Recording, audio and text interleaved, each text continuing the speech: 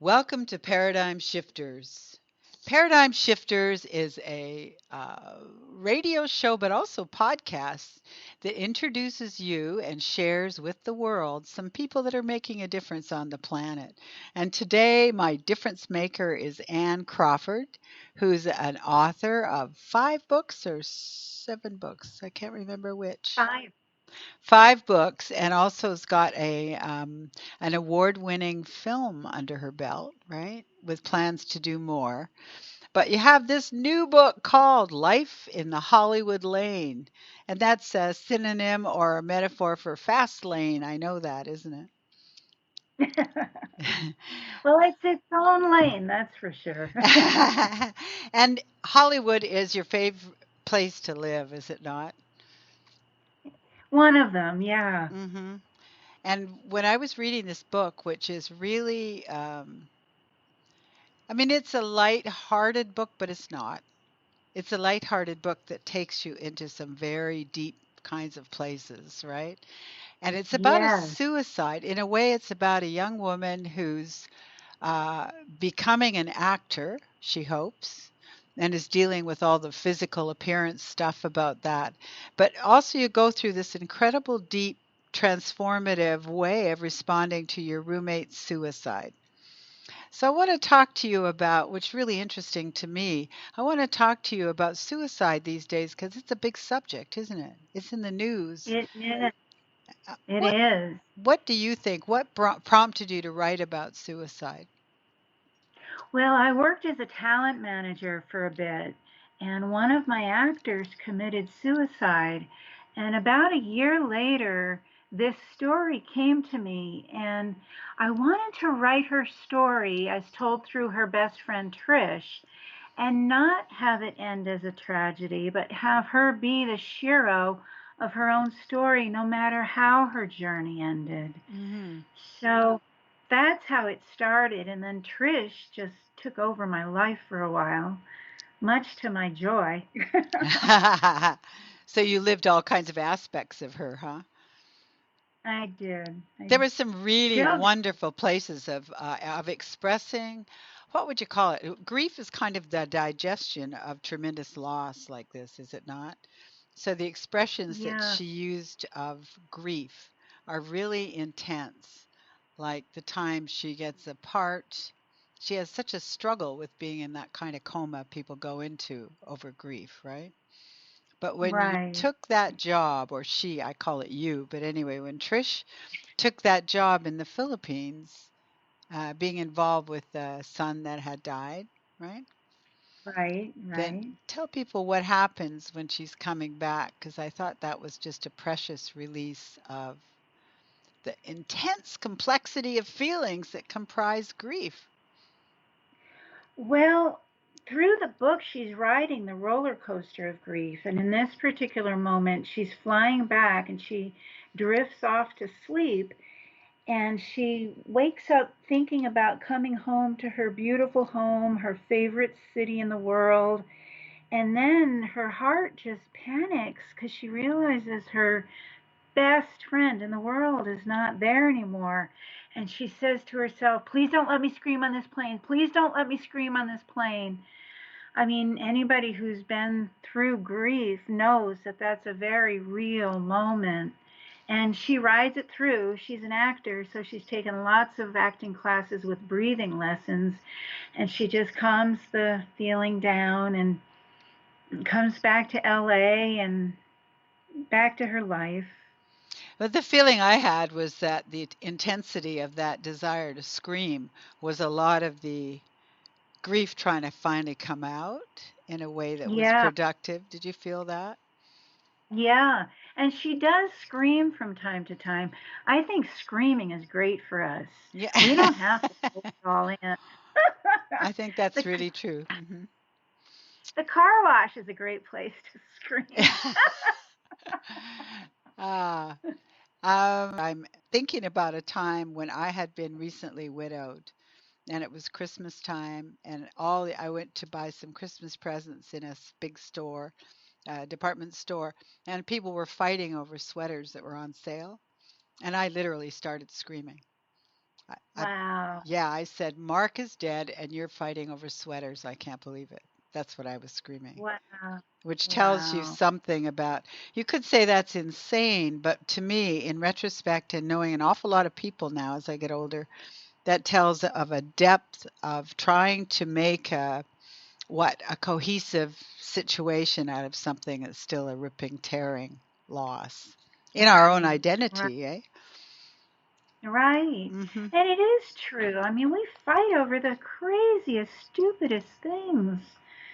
Another friend of mine is recently widowed, and her Facebook posts always bring me back to gratitude. She posts at least every couple days about how much her heart is hurting and everything. And I mean, we get so lost about stupid things like the traffic or the store not having the item we wanted, and people are dying. But like you said, it's also a humorous book. Hmm. Um, it's lighthearted. I mean, she's crazy and silly and fun and playful, and and it's also a romantic comedy, a love story. Because if I write it, of course, it's going to be that. Well, I love the way Trish goes through all these different ways of being an actor. You get all these crazy auditions and you have to perform roles and some of the most insane roles. Talk about that a little bit. It was fun. Oh, well, she's a redhead, but she can also color her hair brown or blonde and blend into the crowd a lot. So she can be the crazy angry woman behind a lynching, or the crazy angry woman at a witch burning, or a meth addict, or psych ward patient. She can just run the whole gamut, and she runs around LA in her workout gear, but getting dressed for an audition is so easy because she can dress like a teacher, dress like a best friend, dress however she needs to. Like a And prostitute, like a nun. And she right, has a and great, every great sense of humor, eh? And yeah, why is yeah, she she doing all this? well, it's her calling. She grew up there in Wisconsin. Like so many people, she had a sad, lonely childhood. Her younger brother died, and that was her introduction to grief. And of course, when Cindy dies, it brings up all that unresolved grief too. Um, so she withdrew to books and movies, and she's also very smart. And it was just her passion. She wanted to do this. So, and she was so horribly unattractive when she was a kid. And then in her late teens, she started to blossom. She became so beautiful that she said even her mother was ready to send her to Hollywood, and she did. Great. Oh, she did send her to Hollywood. Great. Yeah. Now, her mother had terrible grief after losing her child, did she not? Right, Hmm. right. And then she had another reaction to Cindy dying as well, her daughter's best friend committing suicide. Um, but that's I don't want to spoil the No, ending. don't. But let's talk about Kate Spade, or let's talk about Anthony Bourdain. How do you respond to that kind of information? Do you respond in a way that says they've just made a choice and it's okay, or how do you feel? I do think they made a choice, and it's okay that no matter what we do, it's a choice and it's okay.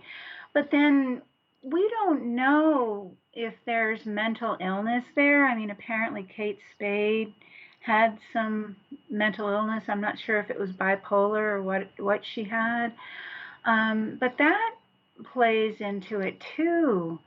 And I mean, you look at these lives, these perfect lives, not only of those two, but also of the woman that the book is kind of based on. Cindy is not that woman. I made Cindy up. She's completely a fictional character.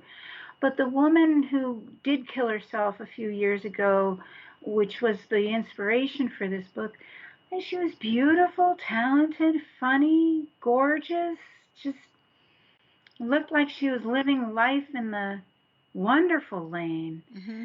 We don't know what's going on.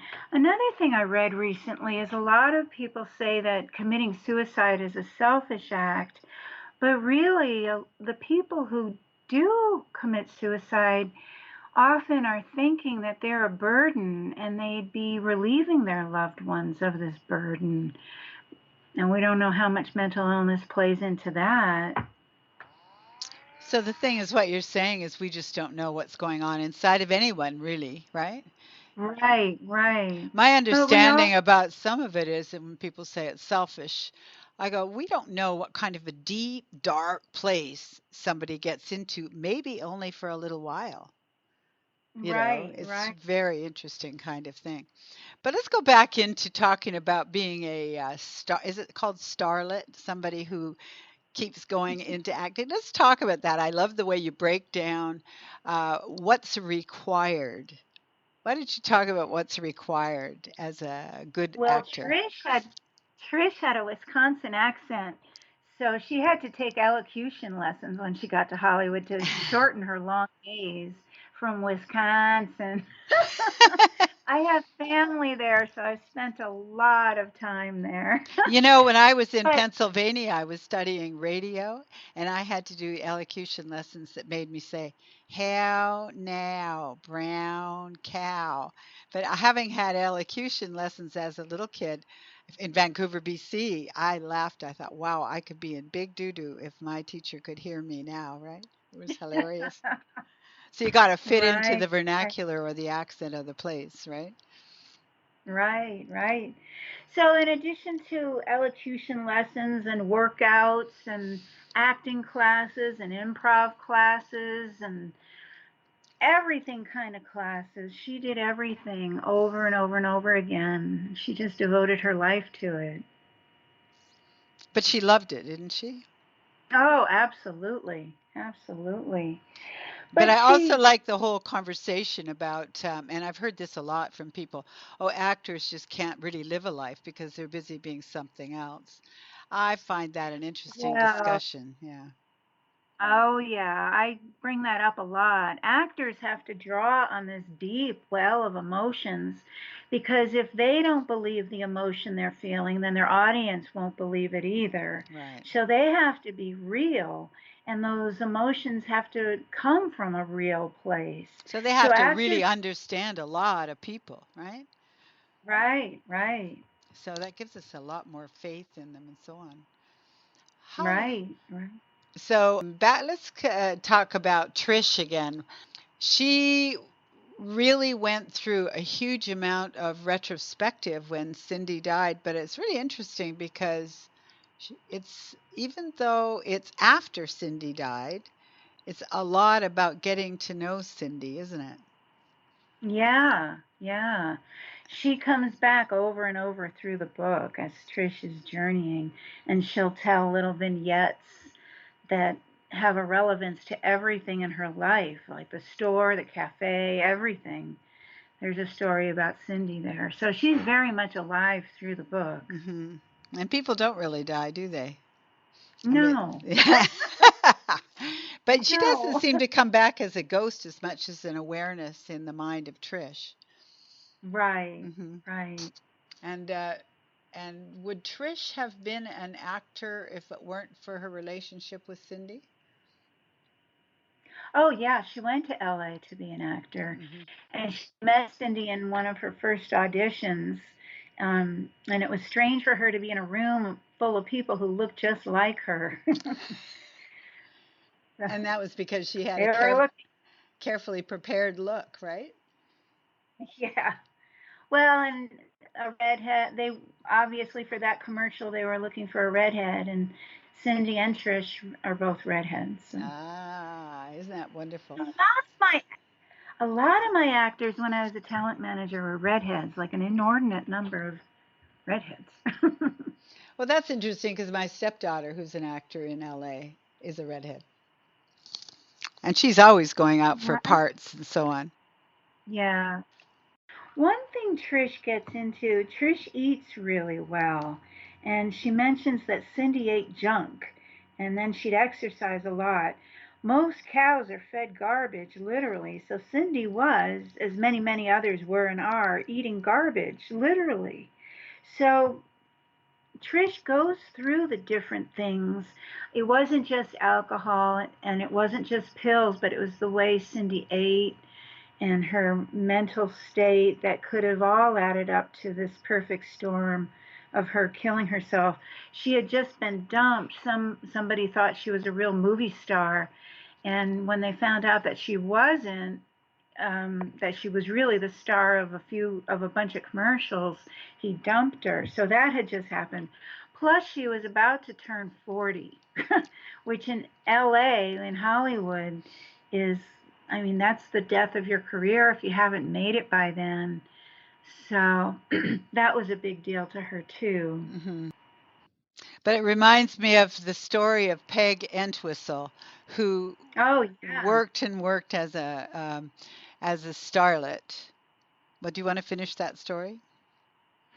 Well, that came up, it comes up in the story when Trish is talking how Cindy has a penchant for the macabre, and like Trish would be gushing about the Hollywood sign, and Cindy said, "Yeah, too bad Peg Entwistle jumped from the H in 1934 or whatever." And she did it the day before she was getting a great big opportunity, so she never knew that. Isn't that Right, right. interesting? Yeah. Yeah. And Janis Joplin died the night before her love was going to come back, or was asking her to come join him. Wow, isn't that interesting?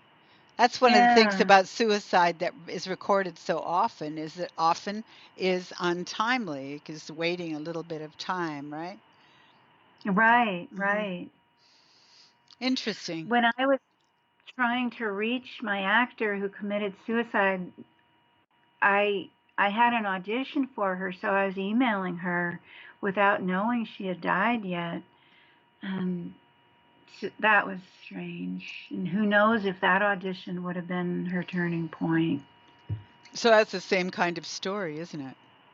Mhm. And do you have any Mhm. idea why she chose to do that?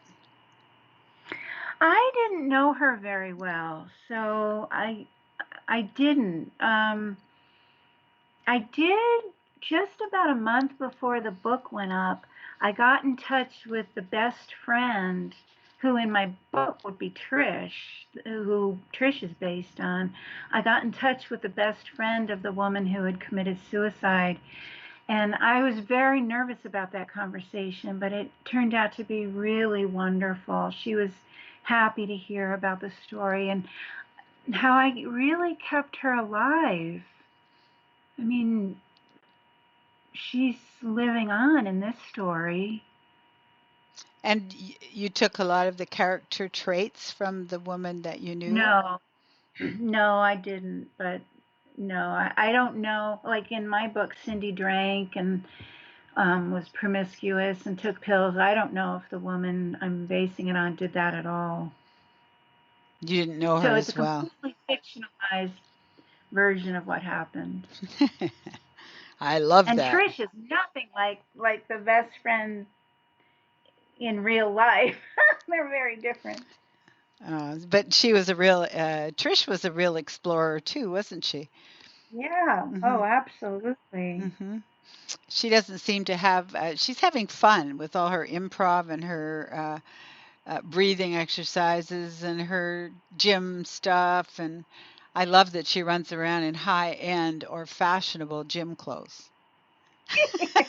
She does have to keep up her image, she jokes, even if it's just to herself. Isn't that funny? Yeah. Well, I shouldn't say funny, but having lived down there for a little bit, I realized that you're always conscious of your appearance. Everybody is, right? It seems. Yeah, Everyone. yeah. Let's see. And the funeral thing was really interesting. Now, is that a typical Hollywood kind of funeral experience? No, and I have heard of other. Cindy had a standing ovation, and I've heard of other funerals having that as well. I just wondered if it So was a Hollywood tradition. So you're saying it's not really. no, no, it's not. Not that I know of. I've been to other Hollywood funerals, and one of my dear friends was a worked for Pixar, and he died, and he didn't have a standing ovation, although he certainly deserved one. Hmm. Why did he pass? How did he die? Hmm. He was a mentor to young men, and he was driving a group up to a retreat, and his car went off the Oh, it was cliff. an accident, huh?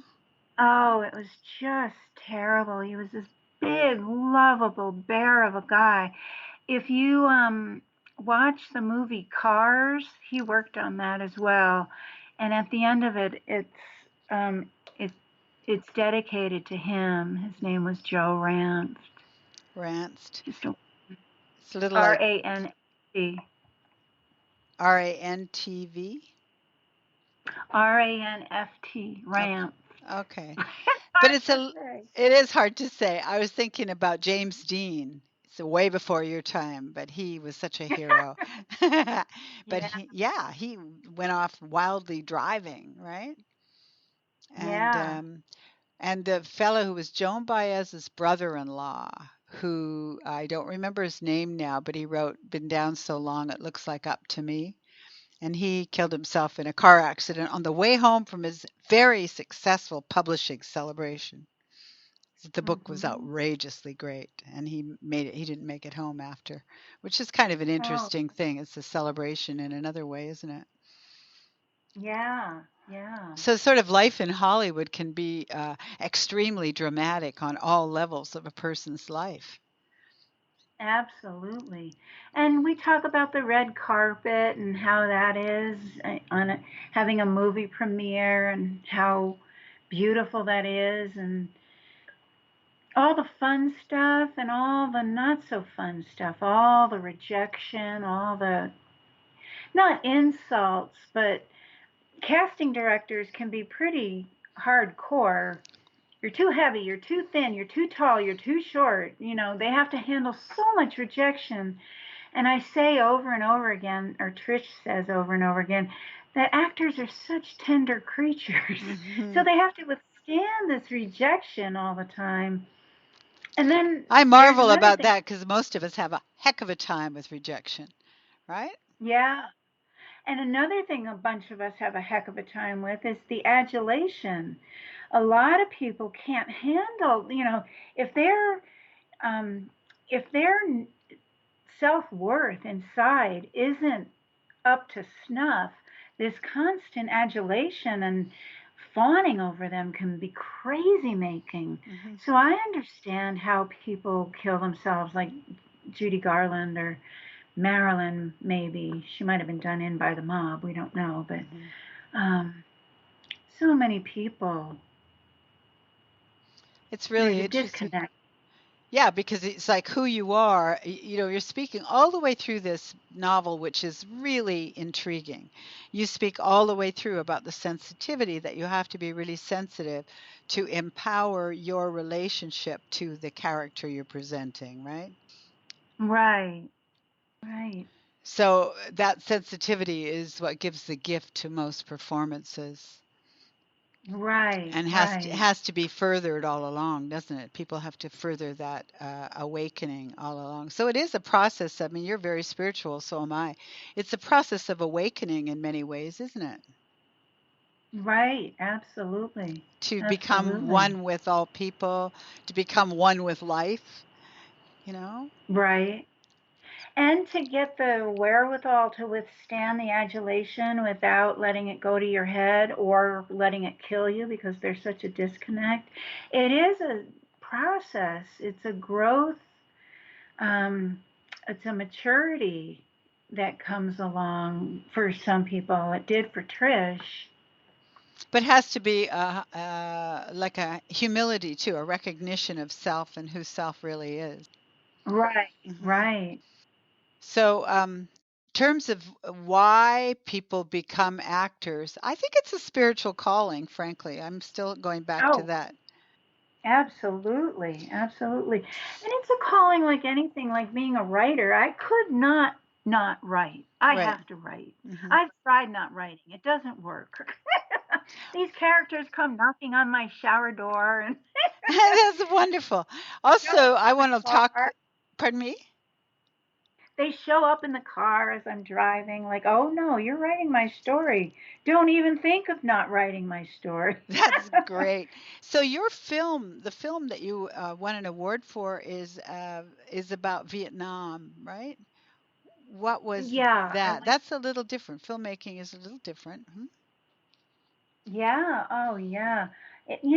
I keep thinking over and over again how nothing in my life could have been different for this book. All the things I've taken, all the filmmaking classes, the movies I made, the travels I did, all the fellas I dated, although not as many as Trish. I mean, it all worked out to come together in this book that's such a huge conglomeration. But back to your question about the Vietnam movie. I went to Vietnam with a group of vets and filmed them going back to where they'd been stationed and doing humanitarian work. And oh my God, doing that was one of the highest honors of my life.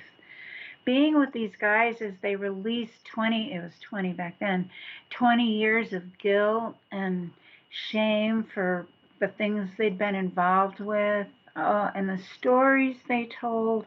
It was such an honor to make that movie, How and did it you get did win a very involved? and it did win a very prestigious award. I got involved. I used to do a lot of work with Amnesty International, and I was involved in the anti-death penalty movement for China. And I ended up calling the Vietnam Veterans Restoration Project to see if they could help with us. And they couldn't, but I got fascinated by what they were up to. And I signed up to go on one of the trips to Vietnam. And I had been there actually once before. I love Vietnam. The people are so And beautiful. why had you been there And before? Just on a tour? traveling, Hmm. yeah. It was before the embargo was lifted. And our tour guide said, "Could you please talk to President Bush and have him lift the embargo?" And I jokingly said, "I'll see what I can do." And right after that, the embargo was lifted. Ah, so you connected Hi. in there, yeah. Wow. So, So back to so from that time, then you went in to do this movie, and it was the movie funded by like government or no, no, it was self-funded. I asked for a lot of donations, and it wasn't very expensive to do. and So. who did you? I interrupted you when you talked about winning an award for it. What was the award? It was the Gold Award from the National Educational Media Network. So Oh, it won a top award for educational documentaries. and it was to make peace or to heal some of the rifts between veterans and Vietnamese. Well, the Vietnamese had already forgiven everything. Well, somebody once joked that, oh, the Chinese were here for 1,000 years, the French were here for 100 years. You Americans were a drop in the bucket. Get over it. But the vets, I mean, it was such a crazy war to be involved with. So, Well, did you learn a lot about Vietnam and a lot about the war from the vets, or yeah, yeah, how did you process out, for example, um, so many of them had a lot of death around them, kind of like the suicidal story of your friend in the book, and they went through a right. heck of a lot, and they went through an awful lot of grief, didn't they? Yes, they did. They were involved in horrible things. And when we would go back to the town that they had been fighting in, often the whole town would come out to greet us. And they would find a soldier who had been fighting on the other side, and they would hug and shake hands, and oh, it was so beautiful. Wow, how touching.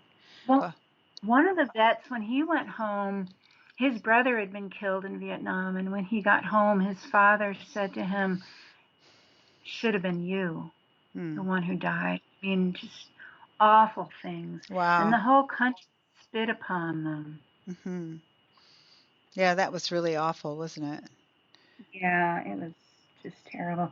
But like I said, they went back and they healed their wounds of war, and beautiful things that happened as a result of going back. And I was so grateful to be a part of it. That's wonderful. I had a friend who used to lead tours over there to take landmines out of the earth. Oh, yeah, Yeah, that's a beautiful yeah. work to She do. ran tours to do that. You know, but Mm, that was also kind of a retribution, wasn't it? yeah. Mm-hmm. One of the humanitarian work that they did was to build a clinic for amputees. Hmm. People are still stepping on landmines over there. Wow. What a Yeah. thing. So, are we able to see this movie? Is it still available, or is it in the archives now? You can see it on YouTube. If you Uh, go to my website, which is anncrawford.net, it's up on YouTube. okay. And But you I have to say, this was long before digital cameras came about. and are you going to do So, more movies? Will you turn this one into a movie? This looks like it'd be a great oh, series, this, actually. yeah, this would be a great movie. Hmm. And so would all my other books. But I have two more books in me I want to write, so I'm going to keep writing books, and eventually the movies will catch up with me. Well, your characters are very rich. So talk about Sky. Well, who is Sky in this book? She's an older woman. Well, yeah, she's a client, and a lot of you come into my characters, my Yay! older women who are flamboyant and happy with themselves and just delighted with life. That's you showing up in my book. And actually, one of the next two books is going to be dedicated to you because you're one of the characters. Oh boy! Make me a hero, okay? Make me a hero. Oh, she's such a hero. I feel honored. But talk about her and also Kara. Those are two characters that have a lot of personality. Yeah, Kara is Trisha's talent agent, and she's strong and wonderful and loving, and she never had children, so all her actors are her children. And that's definitely based on someone I know, but a fictionalized version of her too. I really enjoy the way she's got this kind of theatrical opulence about how she handles people. She's kind of Mhm. always, to me anyway, tossing around a certain kind of charm and affection. It's like she's the bestower of. Does that make sense? Mhm. She's a real character. Yes. To me, she's a real character of the Hollywood nature, I would say. Yeah. Motherly in Yeah. a different way. Not in the Yes. yeah, not Yes. in the Joan Crawford way, but you know. No. And did you identify with Trish all the way through? Oh, sure. Tell me this, as She's a the least. writer, do you identify with most of your characters all the way through? Oh, sure. Absolutely. They say that all the characters in a book are an aspect of the author, so that would be true in all my books. That's really interesting. It'd be hard to kind of separate one from the other. Right, right. And how do you see, you mention in the book or the way you've written it, you say that it has a huge impact. Movies and visual uh, influences have a great impact on the world. They do, don't they? Oh, oh, they do. They affect policy. They are they foment change. I mean, they are powerful. In the days of old, the traveling troubadours would come through with the stories about the king, or Mother Goose was all these real. It was based on all these real people, like Mary quite contrary was Mary Queen of Scots.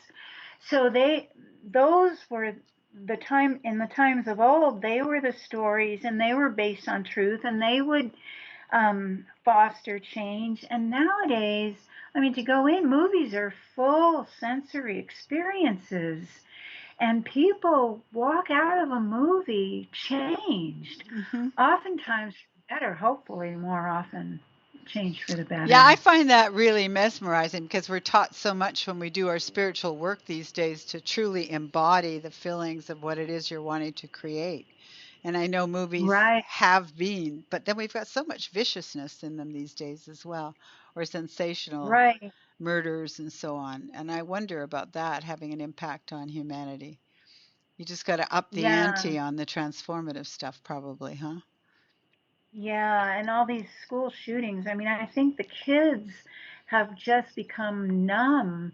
I mean, with these video games, they're shooting and killing and doing all sorts of crazy stuff. And what's the difference between that and doing it in real life? I think for some of them. They're living into Oh, it. Because yeah, one of yeah. the signs of a great book, for example, is living into the story, right? Hmm.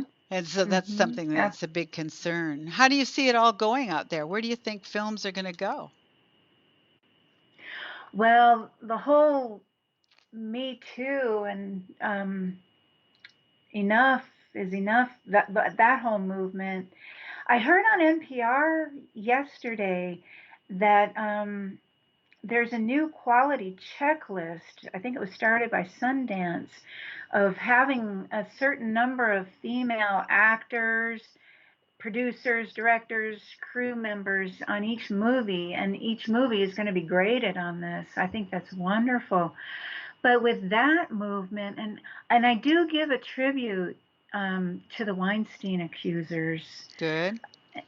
They deserve it. Oh my goodness, do they ever deserve it? Trish is talking about how she had Uma Thurman on a pedestal, thinking that her life was so pulled together, and then when all this came down, she actually put Uma on a higher pedestal for having such a wonderful life and having gone through all the stuff So Uma that she had Thurman to was abused as well, was she? I didn't know that part.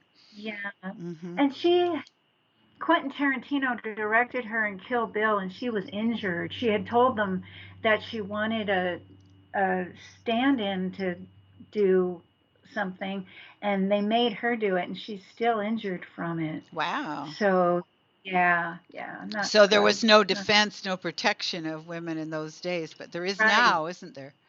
right. Hmm. It's coming about. But I wonder if that'll It's change the whole scripting of movies so that they'll include empowering one another instead of always using subterfuge to keep people in line. There's so many right. stories are about keeping people down, aren't they? Yes, you're right. Hmm. I'm sending this book to a bunch of actors like Drew Barrymore and Kate Hudson and Reese Witherspoon. Strong women, strong, powerful women who could take it and run with it. And my other books have strong female characters too. So maybe it's just been a matter of time. Yeah, one of your books is about the burning days, isn't it? Yeah, the burning times. It's about a healer during the witch hunts, and she's a powerful character. And she's definitely, as we were talking, that they're all reflections of the author, she's definitely a reflection of me. Is she turning the tables or? She did not turn the tables per se. It wasn't the end of the burning times in Scotland with her death, but it was the last time that particular witch hunter went after anybody. She went out forgiving him and just being a woman completely in her power, knowing who she is. And sometimes, as with Jesus, when you die, you have an even more powerful impact for good. Hmm. And so she went out knowing that. And the name of that book is The Spellbinder, is it? Spellweaver. Spellweaver. And you said Right. witch hunters. So in those days there were witch hunters specifically, like bounty hunters. Wow. Yeah. That That came in the name of the church. and that lasted a couple of hundred years, didn't it? Yeah. Yeah. Hmm. Many women were, not just women, but mostly women. Yeah. Yeah. Did you channel that? Did you channel that story?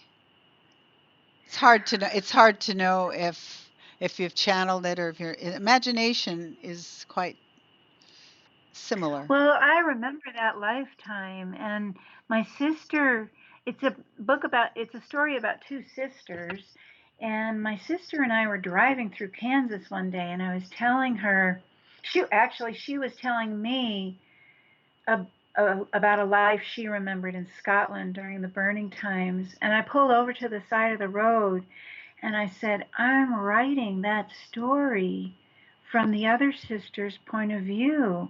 So we both remembered it. We got tears in our eyes. We cried. Wow. So she was in that with you. Yeah, yeah, she was her younger sister. Wow, that's 'Cause- really yeah, wonderful. Did you get the whole story from your memory? pretty much. Yeah, pretty much. I was traveling through Scotland back in 1999. And that's when the story first came to me. I was looking at the hills and I was remembering them. And Wow. that's when I knew I'd been there before. And So that's when the are you story. Scottish? Yeah, Crawford's a Scottish name. Hmm. More Irish, though, because I'm Irish from both my mom and my dad. Well, they have their version of all that too, don't they? The burnings. Yeah. Hmm. Mm-hmm. The religious factor. It's interesting that you're into spiritual explorations and a spiritual embodiment. It's a much higher level, isn't it? Yeah, Mm-hmm. that's wonderful. Yeah. So you're kind of the embodiment of the growth, the Me Too growth. Yes, absolutely. So what's next for you? This is a wonderful book. What's next for you? Well, like I said, I have two books that are I've never written two at the same time, but they're both coming fast and furious.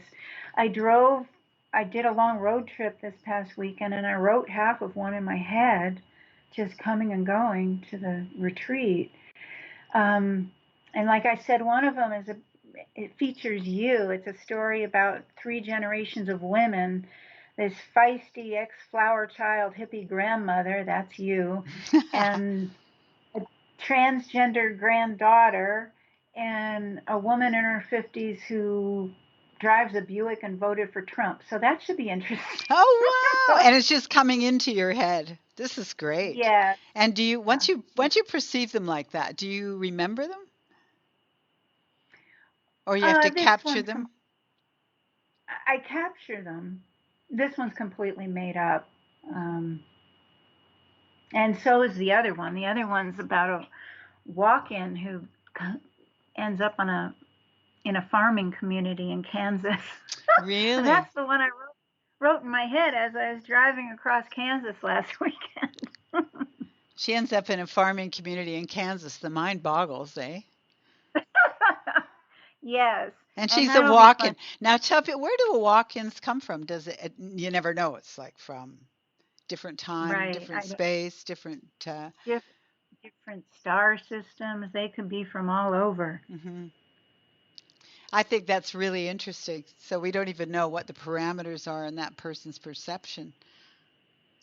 I Right, wonder, right. I'm just thinking out loud here. I'm wondering if walk-ins know that they're really different and they don't fit in a bunch of ways. They must be there for a purpose, right? Right, right. That's an interesting thing. Well, we're almost coming to an end. Do you have anything about this particular book that you want to share with people? And the book is called Life in the Hollywood Lane, a novel by Anne Crawford, one of many. Well, it's gotten two five-star editorial reviews so far.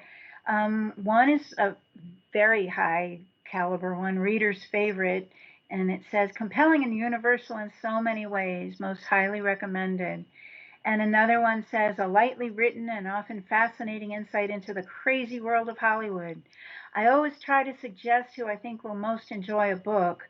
With this novel, it's going to be a very long list, and that's from the Wishing Shelf. Oh, And good. That's wonderful. so it's a bit of a downer subject, but I didn't write it to be a downer. I don't I think wrote of it it as to a be, downer subject. I think it's a glimpse and a big glimpse into the heart and soul of people living in that thing. I don't think of it as a downer. Well, and I wrote it to be inspirational and uplifting, so Well, I'm also glad you don't. I'm not going to say what it is, but the ending of it makes a lot of sense of things like suicide and a personal journey and the subjectivity of one's own journey. I loved that part. I Mhm. felt it was really, um, it was deepening. It's a, it's an opening to an understanding, which has been the process Trish has been through the whole book. Right, right. Giving it all respect and credibility.